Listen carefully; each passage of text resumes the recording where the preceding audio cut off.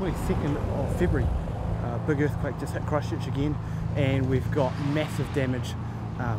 Apparently those that were here on the first earthquake said it was bigger than the first earthquake coming out of Christchurch on September 7th, so this is obviously a really big quake. Really bad issues everywhere.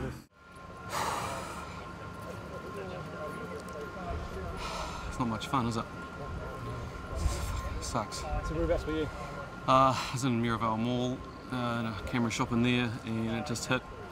Pretty much no warning.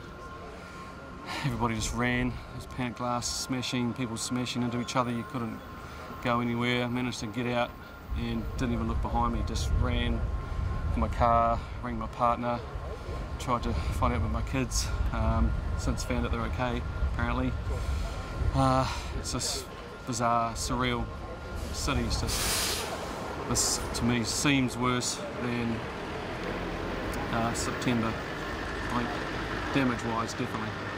And what are your thoughts on what we've seen today? How's it going? Oh, it's very hard to explain. It's just surreal. It's some of the damage, even some of the more modern buildings, that 5-storey one that's collapsed, and the older ones, I guess we're sort of used to it now. The bricks do collapse, and some of the ones that were fenced off anyway have collapsed, but the roads cracked, the liquefaction, stuff like that. It's just bizarre. It's just really like a movie scene, something that's created in Hollywood. Manchester Street yet again, pretty bad. And people were in a daze. People are just really dazed, and a lot of people just wandering around, not really knowing what happened really. Like just sitting at my desk working. I was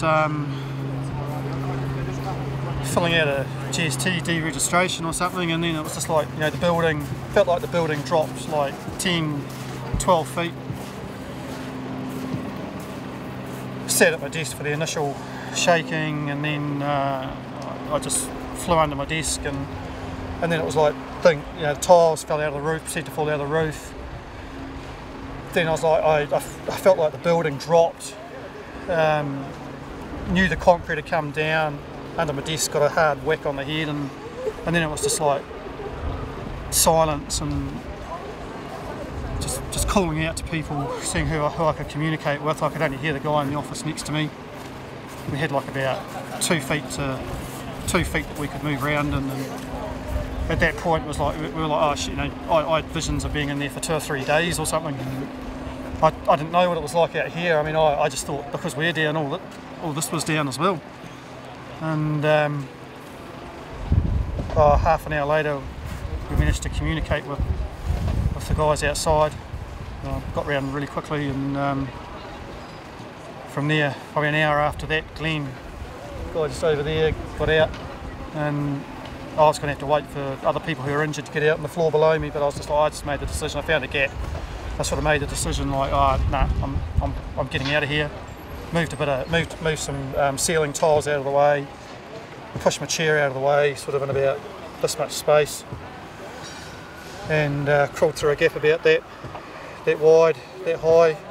One of the rescue guys managed to communicate with him. He sort of pulled me, and I pushed myself, and yeah, got out a hole. So whereabouts were you? On the second floor. Yeah, so the one above the one that's still standing. I was just on that corner, just the second one in from the office on the corner. Got out, that big aftershock happened. I don't know how big that was, felt like a 5 or a 6. Held on to the fireman, just a little bit shaky obviously, and got down the ladder, and yeah, here I am. I could hear my mobile beeping in there, but I couldn't find it, I couldn't get to it. There was just so much debris and building material, and it's so close. I don't know how I'm still here.